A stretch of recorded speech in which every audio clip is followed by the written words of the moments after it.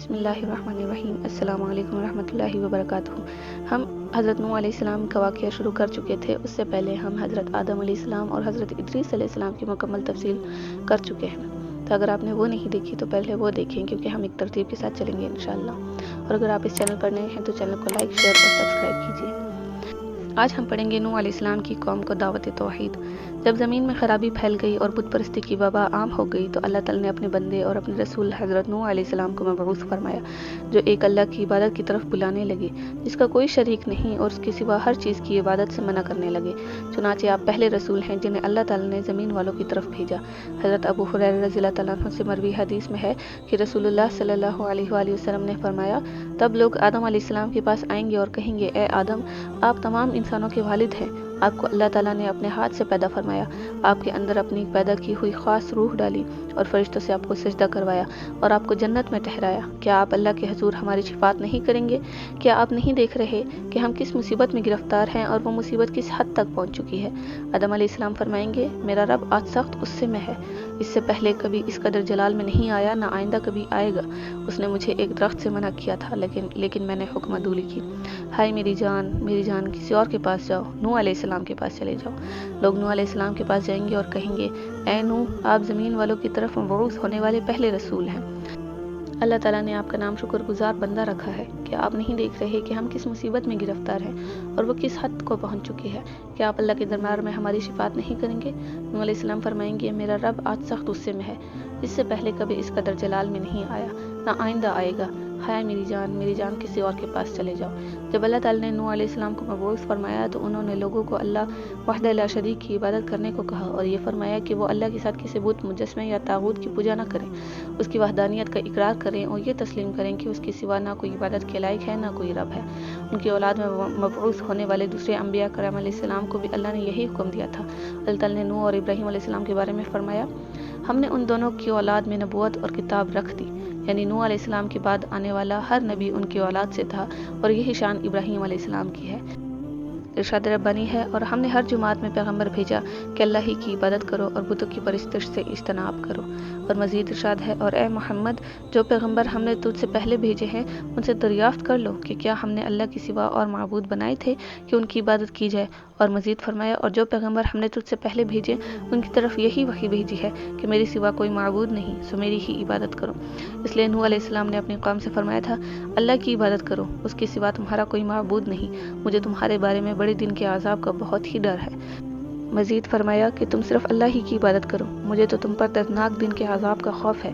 ان آیات میں اللہ تعالیٰ نے یہ بیان فرمایا ہے کہ نوح علیہ السلام نے لوگوں کو ہر طرح تبلیغ کی، رات کو بھی اور دن کو بھی، تنہائی میں بھی اور اعلانیہ بھی، ترغیب کے ذریعے سے بھی اور ترہیب کے ذریعے سے بھی، لیکن کوئی طریقہ کارگر نہ ہوا، بلکہ اکثر لوگ گمراہی، سرکشی اور بت پرستی پر اڑے رہے، ہر وقت آپ سے دشمنی کرتے رہے، آپ کو اور آپ پر ایمان لانے والوں کو برا بھلا کہتے رہے، انہیں شہید کر دینے اور جلا وطن کر دینے کی دھمکیاں دیتے رہے، ان کی بے عزتی کرتے اور زیادہ سے زیادہ تکلیفیں دیتے رہے۔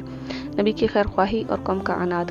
نبی کی خیر خواہی اور نرمی و پیار کے باوجود آپ کی قوم کے جو بڑے سردار تھے انہوں نے کہا، ہم آپ کو واضح گمراہی میں دیکھتے ہیں۔ نوح علیہ السلام نے جواب دیا، اے قوم، مجھ میں کسی طرح کی گمراہی نہیں، بلکہ میں پروردگار عالم کا پیغمبر ہوں، یعنی تمہارا یہ خیال غلط ہے کہ میں گمراہ ہوں، بلکہ میں رب العالمین کی طرف سے صحیح ہدایت پر قائم ہوں، جو ہر چیز کو کن کہہ کر پیدا کر لیتا ہے۔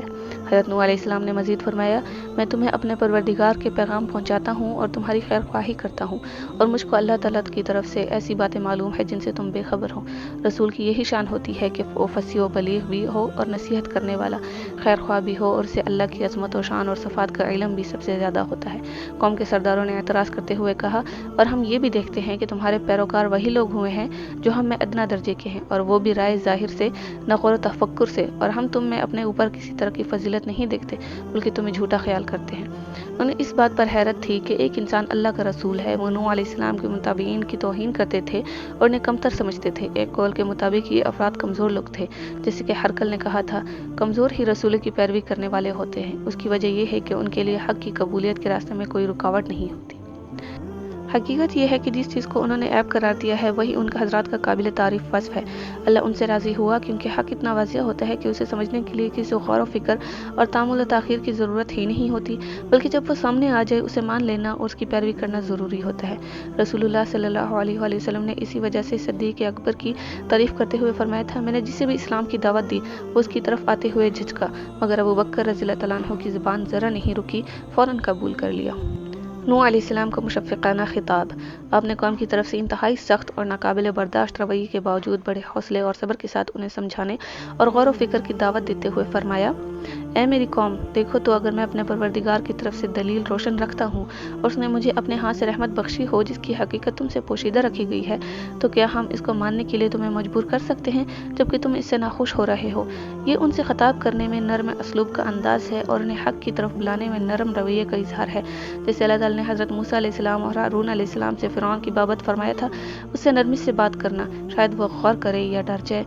अल्लाह ताला ने आखिर ज़मान पैगम्बर हज़रत मोहम्मद सल्लल्लाहु अलैहि वसल्लम को भी नरम असलूब और नरम रवैया अपनाने की हिदायत फरमाई थी। इरशाद बारी ताला है, ए पैगम्बर, लोगों को दानिश और नेक नसीहत से अपने परवरदिगार की तरफ बुलाओ और बहुत ही अच्छे तरीके से उनसे मुनाज़रा करो। हज़रत नूह अलैहिस्सलाम का मज़कूरा बाला ख़िताब भी इसी कबील से है, यानी मैं तुम्हें ऐसी चीज़ पहुँचा रहा हूँ जिसमें तुम्हारा दुनिया और आखिरत का फ़ायदा है। उस अमल के बदले मैं तुमसे कोई उजरत नहीं मांगता, मैं ये चीज़ सिर्फ अल्लाह से मांगता हूँ। उसका सवाब मेरे लिए बेहतर है और वो इससे ज़्यादा बाकी रहने वाला है जो कुछ तुम मुझे दे सकते हो। नूह अलैहिस्सलाम ने फरमाया, मैं ईमान वालों को अपने पास से नहीं निकाल सकता, उन्हें अपने रब से मिलना है, लेकिन मैं देखता हूँ कि तुम लोग जहालत कर रहे हो। इस आयत से मालूम होता है कि उन्होंने मुतालबा किया था कि नूह अलैहिस्सलाम मोमिनों को अपने पास से हटा दें और वादा किया कि अगर वो इस मुतालबे को तस्लीम कर लें तो वो इनके पास बैठेंगे। नूह अलैहिस्सलाम ने यह मुतालबा रद्द कर दिया और फरमाया, उन्हें अपने रब से मिलना है, यानी अगर मैं इन्हें हटा दिया तो मुझे खौफ है कि अल्लाह ताला नाराज़ होगा। क्या तुम समझते नहीं हो?